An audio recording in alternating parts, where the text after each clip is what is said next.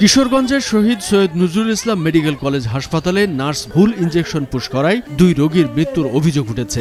এই ঘটনায় রোগীর স্বজনরা হাসপাতালের সামনে সড়কটি অবরোধ করে দোষীদের বিচারের দাবিতে অবস্থান নিয়েছে। বুধবার সকালে হাসপাতালের সার্জারি ওয়ার্ডে এই ঘটনা ঘটে। মৃত রোগীরা হলেন একই জেলার মনিরুজ্জামান মল্লিক ও জহিরুল ইসলাম।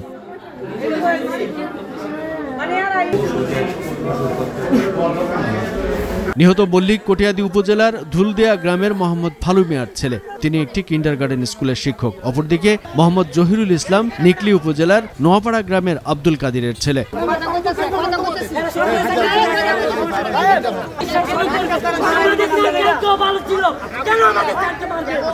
জানা যায় মঙ্গলবার ওই 2 রোগী মল্লিক ও জহিরুল ইসলাম হার্নিয়া অপারেশনের জন্য হাসপাতালে ভর্তি হন। সিনিয়র স্টাফ নার্স নাদিরা ওই 2 রোগীকে ওটিতে না নিয়ে ওয়ার্ডে এনেস্থেসিয়া পুশ করেন।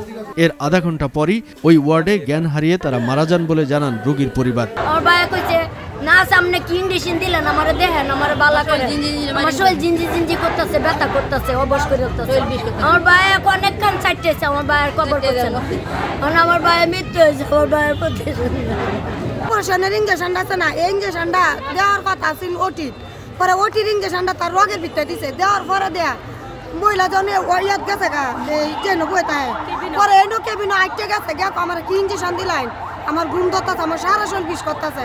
পরে ইনটাকে আবার আইসা তার কাপড় পাল্টায় জন তখন এসে অপারেশন থিয়েটারে নেওয়ার পরে দেওয়ার কথা কিন্তু আগে দিয়ে দিছে আবার কি ওইখানে কি একজনের আরেকজনের দিছে ওই রুমেও দিছে। হ্যাঁ 2 জনই মারা গেছে। মারা গেছে সকালে ইঞ্জেকশন দিবার আগে বালা আছে, ইঞ্জেকশন দেওয়ার পরে ইঞ্জেকশন দেওয়ার পরে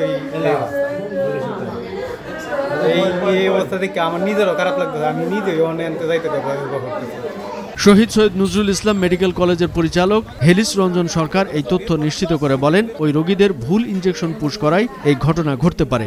এই ঘটনার পরই অভিযুক্ত ওই সিনিয়র স্টাফ নার্স নাদিরাকে প্রত্যাহার করা হয়েছে। তিনি আরো বলেন, এই ঘটনায় তদন্তে 5 সদস্যের একটি কমিটি গঠন করা হয়েছে।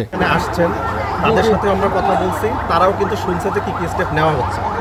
ঠিক আছে, এখন যেটা এটাতে একটু সময় তো দিতে হবে। এখন একটু সময় দিতে হবে।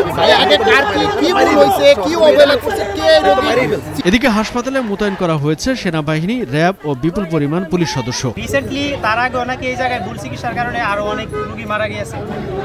আর এই জায়গায় যখন মহাপরিচালক যিনি ছিল ওনাকে প্রশ্ন করা হয়েছে যে কিভাবে মারা গেছে, তখন উনি বলতেছে যে মানে তারা ওষুধ 2 ওষুধের কালার নাকি একই, এই জন্য তারা চিনতে পারে না। আমাদের প্রশ্ন হচ্ছে তারা কি মূর্খ, পড়াশোনা করে নাই? কালার দিকে তারা পড়াশোনা দিকে ইন্ডিকেশন দিবি, কালার দিকে কেন দিবি? আমরা চাই যে এটা সঠিক বিচার হোক। এটা বিচার চাই যে আমাদের স্যার কেন মারা গেল ভুল চিকিৎসার কারণে। আমরা তো সঠিক চিকিৎসার জন্য এখানে আসছিলাম, তুমি কেন মারা গেল এটা আমরা সুষ্ঠু বিচার চাই।